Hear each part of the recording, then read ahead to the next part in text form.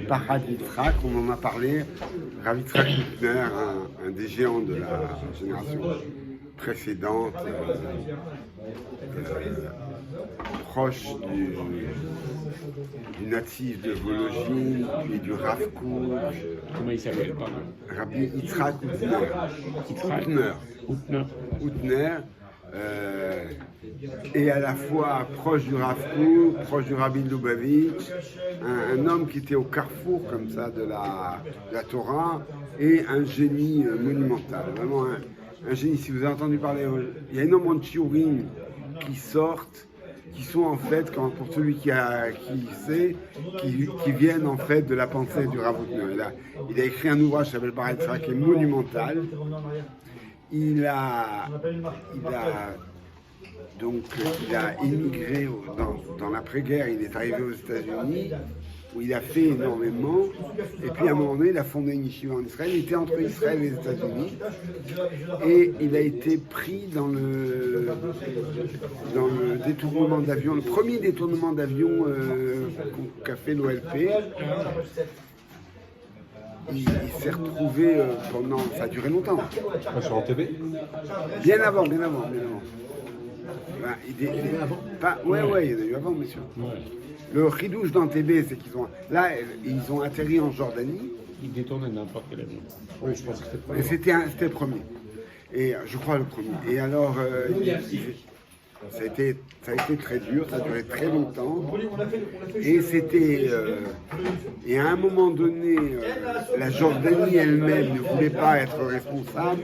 Donc ils ont lancé des recherches, la Jordanie et Israël. Et à un moment donné, les ravisseurs ont senti que ça se précisait contre eux. Ils sont partis sans les libérer. Et à un moment donné, ils ont réussi à se libérer tout seuls, ils sont sortis.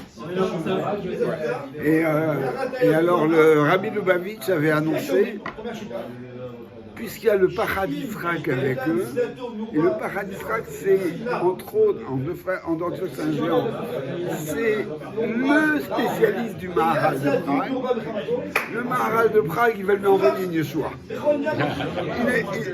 Alors, tout le monde priait, les gens disaient des télim et des trucs et tout, et dit moi je suis pas du tout inquiet. En réalité, il est revenu très amaigri, très affaibli. C'est un Gaon Hatzum. Et en fait, il conjugue les sources. Si vous avez entendu parler d'un Rav Moshe Shapira, ça vous dit quelque chose? Rav Moshe Shapira s'inspire énormément des shiurim du Parad Yitzhak, c'est une œuvre monumentale. Comment est-ce qu'il s'appelle, pardon, je sais pas. Rav Yitzhak Hutner. H-O-U-T-N-E-R. Et alors, on a déjà parlé, on aborde la question du Shabbat de la Melechet Marchevet. Le fait que c'est pas un travail qui est interdit, c'est une opération, un ouvrage qui est guidé par la pensée. D'où toutes les sugiotes très compliquées de qu'est-ce qu'on appelle Melechet Marchevet, quand on n'est pas mitkaven, Melachat Tzricha le Goufa, c'est un concept que vous connaissez. Melachat Tzricha le Goufa, est-ce que c'est une question qui a priori n'a un peu de sens? On dit tu as fait un travail, oui, mais c'est pas dans le but que ce travail avait pour fonction d'opérer dans le Mishkan. Et alors, tu as fait le travail. Tu as fait le travail, mais tu l'as fait dans un autre but. Marloquet Rabbi Yehuda, d'après certains Tanaïm, c'est assourd, mais on n'est pas tour. On n'apporte pas de korban, on n'a pas fait littéralement un chilul Shabbat. Pourquoi la mlacha a été faite? Bien. Ce que disait le Rav tout à l'heure, pour la vaisselle. Voilà, ça touche à des notions comme ça. Ou bien, Tikreché. C'est-à-dire, Tikreché velo yamout. L'exemple, il est édifiant. Je coupe la tête de la poule, mais je veux pas qu'elle meure. Je veux juste la tête. elle meurt. Alors, énorme marloquette, quel est le statut de Psychréché Veloyamo? C'est-à-dire, est-ce que ma pensée, à partir du moment où elle est consciente de la conséquence inéluctable de l'acte, ça fait partie de l'acte et ça fait partie de la pensée? Bien, tu dis, non, c'est vrai, ça fait partie de l'acte parce que c'est sa conséquence, mais ça ne fait pas partie de sa pensée. Puisque c'est pas ça c'est pas ça qu'elle cherche. Et toutes ces questions, elles portent sur l'immense importance de la marchava dans la melacha. Et ça, Dans tout, en fait. Si on part sur le raisonnement, c'est-à-dire, même indépendamment de leur. Je prends un pistolet, je vous tire dans le cœur, je prends un pistolet, je vous tire dans le cœur, moi je ne voulais pas vous tuer, et donc je ne suis pas condamné non, pour homicide. D'accord, pour Shabbat, la notion de Melechet Marchevet, elle est liée à Shabbat. Non. Elle n'est pas liée à toutes les marchot. Oui, Elle n'est d'accord, pas liée à toutes les histoires. Elle n'est pas liée à tous les histoires. Un acte dont la conséquence est certaine. Par exemple, en termes de Néziki, je suis Chayav. Il n'y a pas de question. En termes de dégâts, j'ai cassé quelque chose, je suis Chayav. Donc ici, c'est plus finement qu'est-ce qui est pointé dans le Chilul Shabbat dans la Mlacha. Comment la Mlacha, elle détruit le Shabbat. Regardez, on va rentrer dans le texte. Ça commence par une expression qu'on a dans la tfila de Shabbat, du Moussaf de Shabbat. Toamea Chaim Zahu, Vegam Avim Devaria Gedula Bacharu. Ce passage est tiré du Moussaf de Shabbat. Tikanta Shabbat, Chatzka Korbanea, Toamea Chaim Zahu. Ceux qui en jouissent, ils acquièrent, ils méritent la vie. Awavim Nevarea, ceux qui apprécient les propos du Shabbat, Gedula Bacharu. Ils atteignent la grandeur. L'école de la grandeur. Ils acquièrent la grandeur. Alors, petite histoire dans l'histoire. Toi, mais Ceux qui apprécient les degrés du Shabbat aiment la grandeur. non, ceux qui apprécient Toaméa, ceux qui goûtent le Shabbat, ils sont rattachés à la vie. C'est-à-dire que dans l'expérience existentielle de la joie du Shabbat, il y a quelque chose, on va dire, qui est au niveau du corps, qui rattache le corps à ce qui est éternel, qui donne à l'existence qu'on pourrait dire animale, une dimension spirituelle. On a ça avec des principes, on a ça beaucoup de choses. Toi, mais à Hayam Zahou, Vegam Aoavim Devarim, maintenant il y a un stade supérieur, c'est aimer les Devarim, les sujets du Shabbat. Petite histoire dans l'histoire, je vais vous parler de quelqu'un d'autre, je vais vous parler de Rabbi Yonatan Lipschitz. Rabbi Yonatan Lipschitz, c'était alors c'est le 18e siècle, un génie de la Torah, un Torah Einstein, tout petit, il était fabuleux. L'histoire même raconte que à l'époque, donc il y avait des disputations avec les chrétiens. Lui était dans la ville où il est né à Metz, et là-bas, ça arrivait souvent. Et une fois, ils ont envoyé le gosse pour répondre. Il était très piquéard, alors il trouvait toujours la faille dans leurs propos. Et alors, c'était un enfant piquéard, alors on raconte qu'un jour, sa maman, elle voit, l'histoire, je vous raconterai une autre histoire vraiment de pique-route. Sa maman, elle remarque l'écart, le biscuit du Shabbat, il est bien entamé. Alors, elle va voir son fils Jonathan, elle dit, c'est toi qui a entamé ça? Elle dit, oui, c'est Toa Mea Chaim Zachou. En fait, il y a un Mama Chazal que c'est bien de goûter avant Shabbat du Shabbat. Il dit, ouais, mais t'en as pris beaucoup. Elle dit, Vegam Gedoula Bacharou.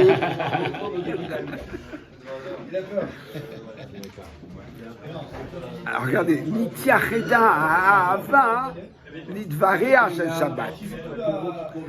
L'amour est lié au sujet du Shabbat, aux paroles du Shabbat.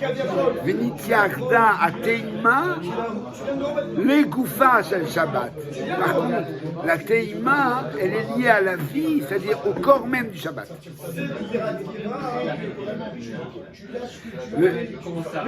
Shinu Yichud Ze Gorer Achav Shinu Yichud. Il y a deux relations. Ateima Shel Shabbat Nifnasa Lachaim, Beot She'ava Devarea Shel Shabbat Nifnasa Lekdoula. Il y a deux dimensions. Il y a la dimension expérimentale du Shabbat et il y a le thème de Neshama etc. Il y a tout ce que le Shabbat doit évoquer en nous, doit élever en nous.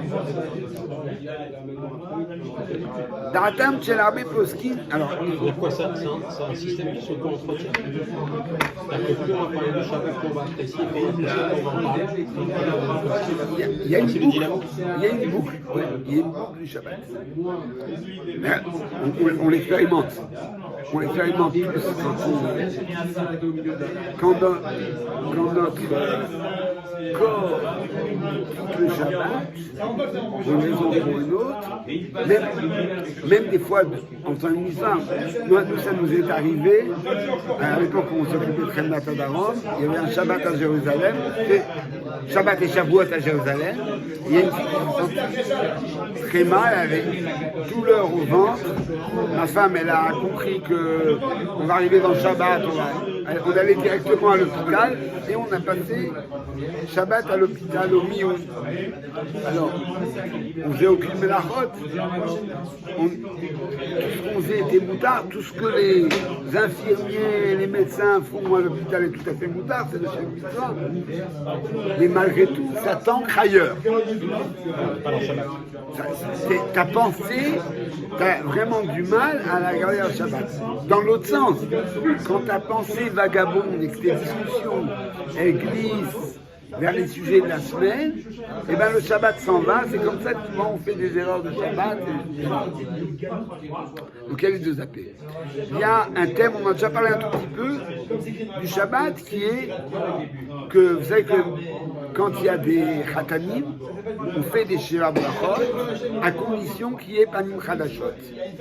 C'est-à-dire qu'il y ait à table quelqu'un qui n'était pas là dans les fêtes précédentes. Mais Shabbat, il n'y a pas besoin, parce que le Shabbat lui-même est considéré comme Panim Chadashot.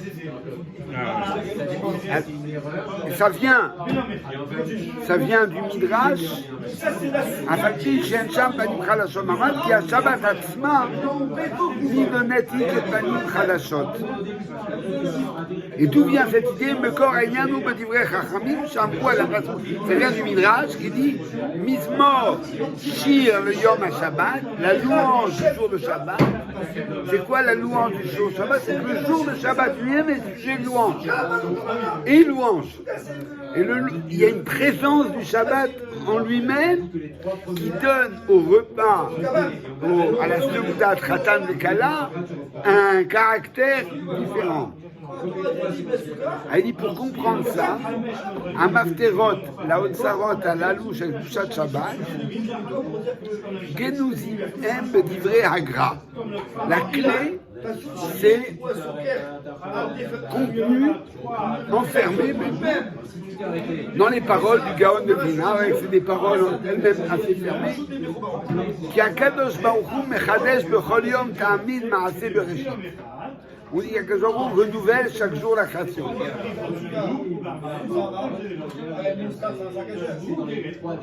וחידוש מעשה בראשית ביום השבת הוחל מיום אתמול.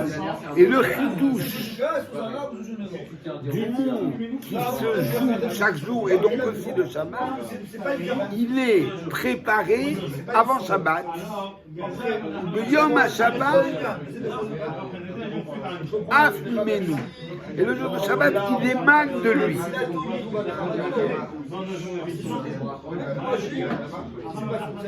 כן אמרנו וכאן גרוזים אינם מפתרות, אבל הוצאתה לאור שהייתי נזזו היא על ידי הדיבורים להלן. Et là, il va, pour illustrer ça, il va utiliser une halakha. Tout à l'heure, Rav Jérémy demandait, c'est un shiur de Machshava ou un shiur de halakha? On va prendre une halakha. Une halakha étonnante. Regardez. Amotzi Ochalim. C'est quelqu'un qui transporte des aliments de Shut HaYachid au Shut HaRabim.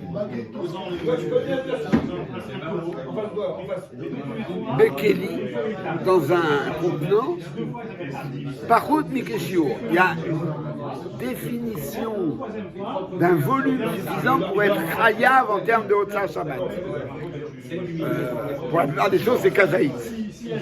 Donc si quelqu'un il a transporté dans un contenant la moitié d'un kazaït,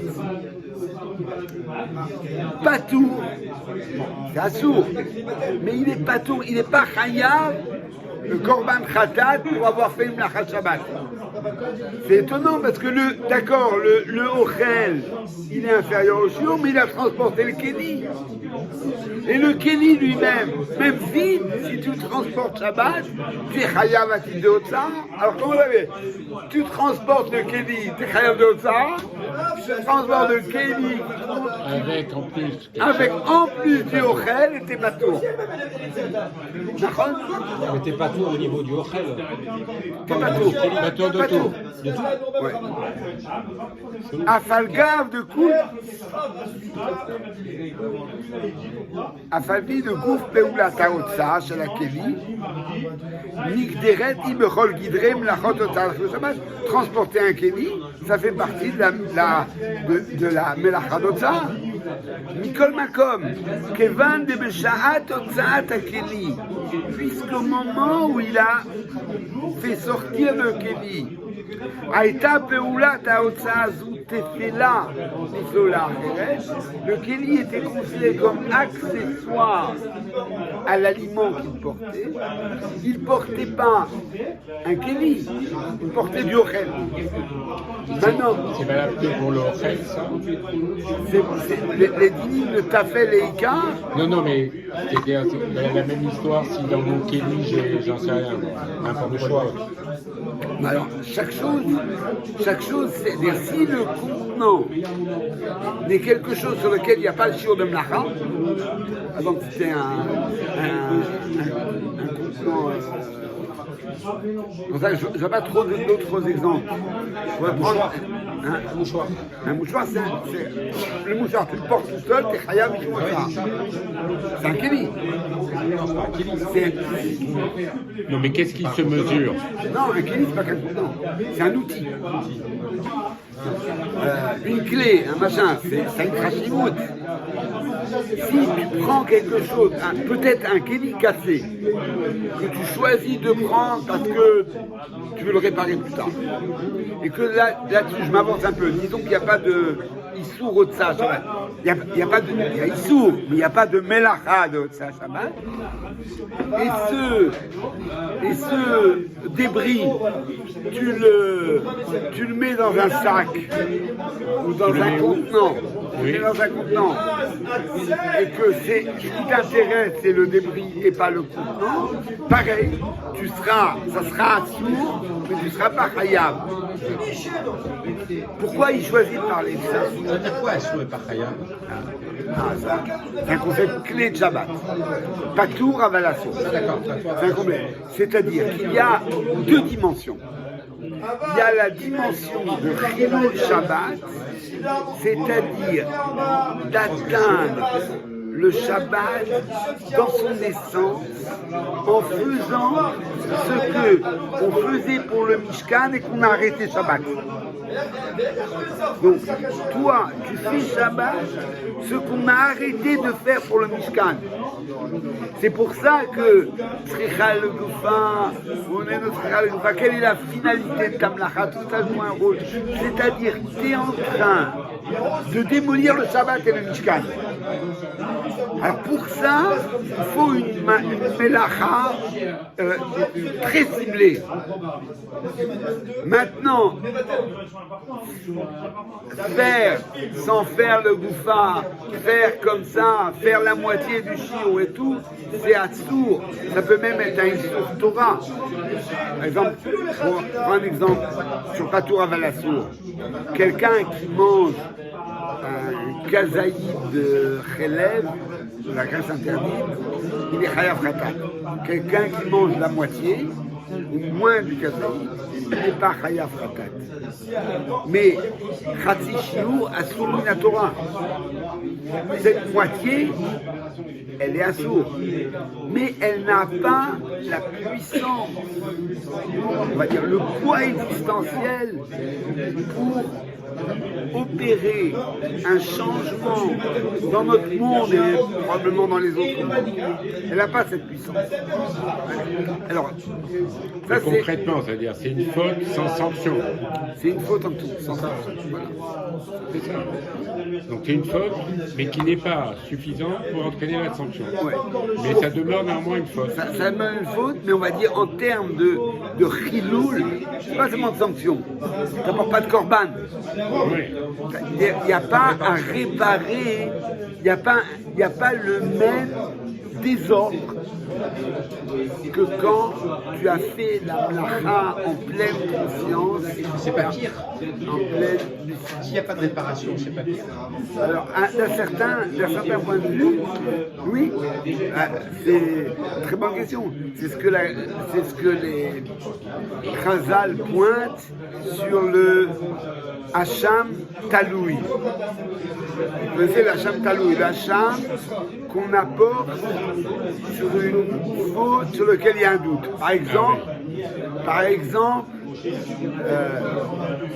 j'arrive à la synagogue et je croyais être en avance et je me retrouve que j'étais pendant la shkia.